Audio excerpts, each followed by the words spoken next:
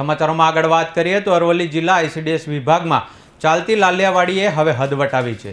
Ration card KYC માટે કચેરીઓમાં લોકોની લાઈનો જામી રહી છે, પરંતુ લોકોને સંતોષકારક જવાબ મળતો નથી, જેના કારણે લોકોને હાલાકી વેઠવી પડી રહી છે।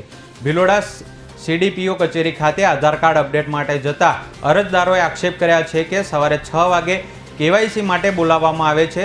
શું સવારે 6 વાગે CDPO કચેરીની આધાર શાખા ખુલી જાય છે?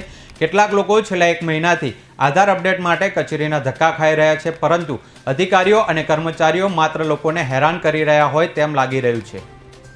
સવારે લેડીઝોને સવારે આવી જવાનું, તો લેડીઝો થોડી સવારે હાજર થઈ જાય છે। સવારે 6 વાગે બોલાવે છે, તો સવારે 6 વાગે આવી જવાનું એમ કહે છે। સવારે 6 વાગે કે કઈ રીતે ટાઈમ મળી જાય અમને?